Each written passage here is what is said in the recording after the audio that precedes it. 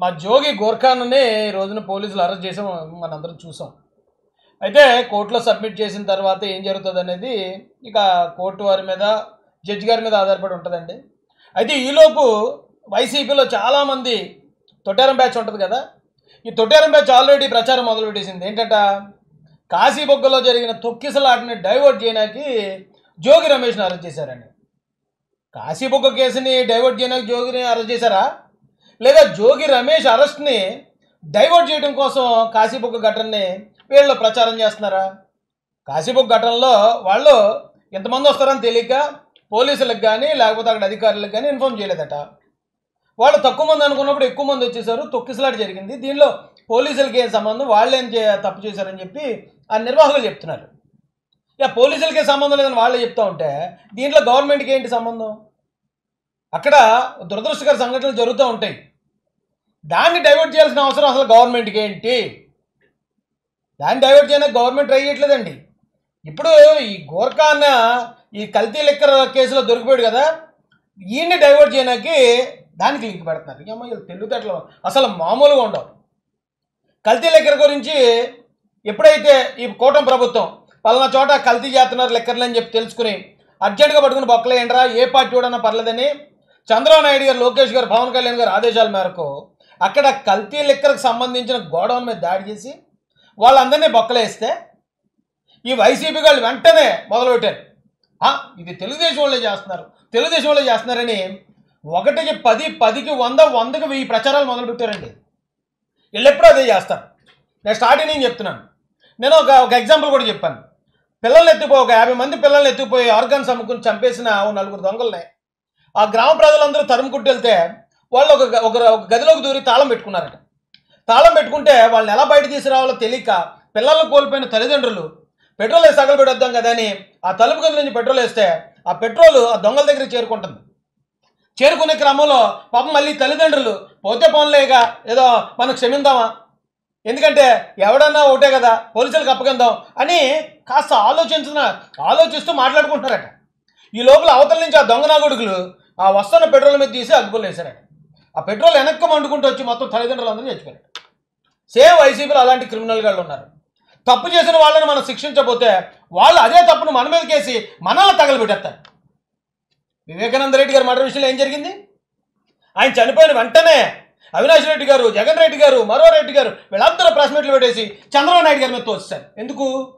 ఆ రోజు ఇక ఈ హత్యకి కారణం మీరేనా బాబు, అసలు ఇంత దారుణం జరిగితే దీన్ని గుండుకోవడం ఎందుకు మీరు ప్రచారం చేశారు, మీ సాక్షి మీడియాలో ఎందుకు చెప్పారు, ఎందుకు తీసుకెళ్ళి కప్పెడదామని ట్రై చేశారు, పలానా కొడగల జైలు కంటే అప్పుడే అయిపోయిన కేసు.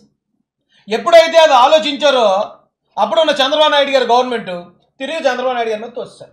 1కి 10, 10కి 100 ప్రచారాలు, నారాసుర రక్త చరిత్ర. మళ్ళీ ఆ వివేకానంద రెడ్డి గారి మర్డర్ కోసం మాట్లాడకుండా గ్యాగ్ ఆర్డర్ తెచ్చారు. అంటే తెలుగుదేశం పార్టీ నుంచి ఎవరో ఆ మర్డర్ గురించి మాట్లాడకూడదు, కానీ వైసీపీ వాళ్ళు మాత్రం ఆ మర్డర్ని టీడీపీ మీద వేస్తారు, చంద్రబాబు నాయుడు గారి మీద వేస్తారు. అయ్యి బాబు అసలు వాళ్ళు తెలివితేటలు మామూలుగా ఉండవండి. కల్తీ లిక్కర్ విషయంలో కూడా దొరికిన వెంటనే మొదలుపెట్టారు. 100,000 మంది ఆ పేటీఎం కార్యకర్తలు వచ్చేసి కల్తీ లిక్కర్ అంటే ఇక టీడీపీయే చేసింది, చంద్రబాబు నాయుడు గారే దగ్గరుండి కాయతున్నారు అన్నారు. ఇప్పుడు ఏమైంది? అద్దేపల్లి జనార్దన్ రావు అన్న అతన్ని అరెస్ట్ చేశారు. ఈ కల్తీ లిక్కర్ కేసులో ఇతనే ముఖ్యమైనడండి. ఈ జోగి రమేష్ ఆల్రెడీ ఇబ్రహీంపట్నంలో కొంచెం ఓవర్ యాక్షన్ కూడా చేశాడు. నాకు అప్పుడే డౌట్ వచ్చింది, వీళ్ళకి మ్యాటర్ వీక్గా ఉన్నాడు, పబ్లిసిటీ పీక్స్లో ఉంటుంది, వీళ్ళు ఎంత ఓవర్ యాక్షన్ చేస్తున్నారంటే ఖచ్చితంగా వీళ్ళు అయి ఉంటారు అనుకున్నాను నేను. అద్దేపల్లి జనార్దన్ రావుని అరెస్ట్ చేసి ఏట్రా బాబు కథ ఏంటంటే మొత్తం జోగి రమేష్ అండి, మేము 2023 నుంచి 24 మేము ఇది వైసీపీ గవర్నమెంట్లో చాలా హ్యాపీగా చేసుకున్నాం ఈ వ్యాపారాన్ని. మళ్ళీ కూటమి ప్రభుత్వం వచ్చింది కదా అని ఆపేసాం, ఎందుకు వచ్చింది దొరికిపోతామేమో అని. అప్పుడు జోగి వచ్చి అబ్బాయి చేయండి రా బాబు, మీ వెనకాలని అన్నాను, నేను చూసుకుంటా, వాళ్ళు దొరికిపోతే కూటమి మీద నెట్టేద్దాం, నేను చూసుకుంటానని చెప్పి అతను మాట్లాడాడండి. నేను వాళ్ళ ఇంటికి వెళ్ళాను, నాకు 3 కోట్లు ఇస్తానన్నాడు, నన్ను ఎక్కడ ఏదైతే సౌత్ ఆఫ్రికాలో కూడా వ్యాపారం చేసుకోమన్నాడు, మా మధ్య ఇంకో ట్రాన్సాక్షన్ జరిగి నేను వాళ్ళ ఇంటికి వెళ్ళినప్పుడు ఇదిగో ఈ సీసీ ఫోటో వెళ్ళిన మొత్తం ఆధారాలు అని చెప్పేశారు. ఆధారాలన్నీ పట్టుకుని వేళ సిట్టోలు పట్టుకెళ్ళి మా గోర్ఖాన్ని బొక్కలు ఎత్తే ఏట్రా ఓవర్ యాక్షన్ మళ్ళీ. అలా బుద్ధి జ్ఞానం ఉందా మీకు? అతను ఏమన్నా రామకృష్ణ పరమహంస లేదా మహాత్మా గాంధీయా జోగి రమేష్ అంటే? ఎలాంటి క్యారెక్టర్ అవుతుంది? ఒకసారి అతను ఎలాంటి వాడు చూపిస్తాను రండి, జస్ట్ మచ్చు తునక. అంటే అతని వ్యక్తిత్వం ఎలాంటిదో చూపిస్తున్నాను నేను. కుక్క, పిచ్చి కుక్క. ఇంకొకడు ఉన్నాడు, పిచ్చి కుక్క. పిచ్చి కుక్క ఎవడాడు? పవన్ కళ్యాణ్ అనేవాడు పిచ్చి కుక్క.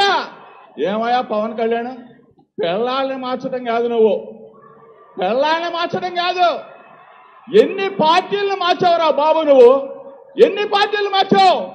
పిల్లల్ని మారుస్తావు, పార్టీలు మారుస్తావు. మార్చడం అనేది, మార్చడం అనేది ఈ పవన్. ఎంత ఎదవన్నారు, ఎదవ ఎవడన్నా ఉన్నాడంటే ఈ వైసీపీ పార్టీలో టాప్ 10లో ఖచ్చితంగా ఉంటాడు. అంత దారుణమైన మాటలు మాట్లాడేవాడు. మామూలు ఇప్పుడు గతంలో వైసీపీ ప్రభుత్వ హయాంలో వాళ్ళ అధికారంలో ఉన్నప్పుడు చాలా గట్టిగా మాట్లాడేవాడిని. ఈరోజు అతను వాళ్ళ దగ్గర అధికారం లేదు, నేను ఎవరిని ఏమి అంటలేదు, ఎవరిని పర్సనల్గా నేను హేళన చేయట్లేదు, వాళ్ళని సెటైర్లు వేయట్లేదు, ఏమి చేయట్లే. ఎందుకంటే మేము అధికారంలో ఉన్నాం, వాళ్ళ బాధ ఏదో వాళ్ళు పడుతూ ఉంటారు. కానీ ఏంటండి నీ మాటలు ఏంటి? ఏంటి అతని వ్యక్తిత్వం ఏంటి? ఇతను అమాయకుడా? వైసీపీ ప్రచారం చెప్తున్నానండి. ఈ రోజు తెల్లవారుజామున నిజంగా ఈ రోజున రాష్ట్ర ప్రజలందరూ కూడా ఒకటే చెప్తున్నారు, చంద్రబాబు నాయుడిని అరెస్ట్ చేయటం శుభ పరిణామం చెప్తాం. ఇన్ని వందల కోట్లు, వేల కోట్లు చూసుకున్న చంద్రబాబు నాయుడు ఈ రోజుకి పాపం పడింది. తప్పనిసరిగా చంద్రబాబు నాయుడు ఫోన్ ఎక్కబోతా ఉన్నాడు, చంద్రబాబు నాయుడు ఒక్కలోకి కూడా వెళ్ళబోతా ఉన్నాడు. చంద్రబాబు నాయుడి నిజ స్వరూపం, అతని అవినీతి మొత్తం కూడా ఈ రోజున బయటకు వచ్చిన పరిస్థితులు మనం చూసాం. చంద్రబాబుని అరెస్ట్ చేయడం, కోర్టులో పెట్టడం, ఈ రోజున 14 రోజుల పాటు చంద్రబాబు నాయుడు గారిని అరెస్ట్ చేసినప్పుడు ఒక్క ఆధారం లేదు, ఒక్క వాంగ్మూలం లేదు. ఆ కేసులో ఉన్న వాళ్ళు ఎవరిగా మేము చంద్రబాబు నాయుడికి డబ్బులు ఇచ్చామని చెప్పింది ఒక్కట్లేదు. అయినా కూడా ఆయన అరెస్ట్ అవ్వటం, ఆయన బొక్కలోకి వెళ్ళిపోవడం, ఇది చేయడం, ఎలాంటి మాటలు మాట్లాడేటట్టు. తప్పు చేయని వాళ్ళని తప్పుడు కేసు పెట్టి అరెస్ట్ చేయడం కరెక్ట్ అట. తప్పు చేశాడని చెప్పి ఆ జనార్దన్ రావు అతని దగ్గర ఉన్న ఆధారాలన్నీ చూపించాక ఇతన్ని అరెస్ట్ చేయడం తప్ప? అదే రాజకీయ కక్ష, ఇతని వ్యవహారం అదండి. ఇప్పుడు ఈ కేసుకు సంబంధించి ఇది బీసీ అనే కులం కోణం. ఇప్పుడు పేరుని నాని అతని ఏదో గొడవల్లో 4 కోట్ల రూపాయల పేదల రేషన్ బియ్యం దొబ్బేశాడు. ఆ మాట ఒకవేళ గవర్నమెంట్ అడిగింది, ఆ కాపు నాయకుడి మీద ఇచ్చేస్తారా అంటే? కాపుల మీద కూటమి ప్రభుత్వం ఎలా చేస్తుంది? పవన్ కళ్యాణ్ గారు మాట్లాడట్లేదు, చంద్రబాబు నాయుడు గారు కాపుల మీద కోపమనేమో మళ్ళీ అలా ప్రచారం చేస్తారు. ఇలాంటి వాడు తప్పు చేసిన నేను పట్టుకుంటే బీసీల మీద దారుణాలు చేసేస్తుంది కూటమి ప్రభుత్వం, బీసీల పట్లే. ఓరి అమ్మ, ఏడ్రా ఈ కుల రాజకీయం? ఆల్రెడీ గతంలో దెబ్బతిని ఉన్నారు కదా మీరు. గత 4 సంవత్సరాలు ఇలాంటివి ఎన్నో చేశారు కదా. అయినా కానీ మిమ్మల్ని 11లో కూర్చోబెట్టారు కదా ప్రజలు. మళ్ళీ అదే స్ట్రాటజీ ప్లే చేస్తున్నాడు రా బాబు. ఇంకా కింద పోతారా? ఉండి మీరు నాశనం అయిపోతానంటే ఎవడ మాత్రం వద్దంటాడు. పైగా అది రాష్ట్రానికి కూడా మంచిదే అయ్యా. అదండి పరిస్థితి. టాపిక్ డైవర్ట్ చేయడానికి చేశారు ఇది అంటున్నారు. టాపిక్ కాశీబొగ్గ సంఘటనకి అక్కడ ఉన్న పోలీస్కే సంబంధం లేదని ఆ నిర్వాహకులు చెప్తున్నారు. ఒకవేళ వాళ్ళు ఏమైనా వచ్చి ఏమంటే మేము పోలీసులని రమ్మన్నాం, పోలీసులు వచ్చారు కానీ సరైన సెక్యూరిటీ ఇవ్వలేదు, లేకపోతే తక్కువ మందే వచ్చారు, లేకపోతే బారికేట్లు పెట్టలేదు, మరోటి చేయలేదు, మేము ఇగో 25,000 మంది వస్తారని చెప్పినా పోలీసులు పట్టించుకోలేదు అంటే అప్పుడు అది పోలీసులు తప్పుగా, లేకపోతే ప్రభుత్వం సరైన చర్యలు తీసుకోలేదు అన్నట్టు ఒకవేళ ఏమైనా విమర్శించే అవకాశంలో ఉంటుంది. వాళ్ళకే తెలియదట అంతమంది వస్తారని. మేము ఎవరికి ఇన్ఫామ్ చేయలేదండి, మేము ఎవరికి చెప్పలేదు. సడన్గా 2,000 మంది అనుకుంటే 25,000 మంది వచ్చారు. మేము కన్ను తెరిచి ఏదో కన్ను మూసి తెరిచేలోపు జరిగిపోయింది. దీంట్లో పోలీసులకి ఏం సంబంధం అండి అని వాళ్ళు చెప్తున్నారు క్లియర్గా. టాపిక్ డైవర్ట్ చేయడానికి ఆ సంఘటన జరిగిన వెంటనే నారా లోకేష్ గారు అక్కడికి వెళ్ళారు, క్షతగాత్రులను పరామర్శించారు. ఇక్కడ ఎవరికి ఏ ప్రాణానికి ఏ హాని జరిగినా ఇంత తక్షణం స్పందిస్తున్న గవర్నమెంట్ మీద ఇలాంటి తప్పుడు ప్రచారం చేసే తప్పుడు ఏదో ఏమన్నారండి? అది మాడుతుంటే రాయజమాసాన్ని భయం చేస్తున్నాడు, లేకపోతే పదవి కోసం ఇచ్చేస్తున్నాడు, అది చేస్తున్నాడు, మళ్ళీ నా మీద విపరీతమైన దాడి. ఇలాంటివన్నీ ఎప్పుడో చూశాను నేను, మీ గవర్నమెంట్లోనే చూశాను. ఇలాంటి అవమానాలు, తిట్లు, హేళనలే కాదు, కేసులు, కోర్టులు, జైళ్ళు కూడా చూశాను. అప్పుడే ఆగనోడిని ఇప్పుడు ఒకవేళ మీరు తప్పు చేస్తుంటే మీకు భయపడిపోయి ఆగిపోతామా?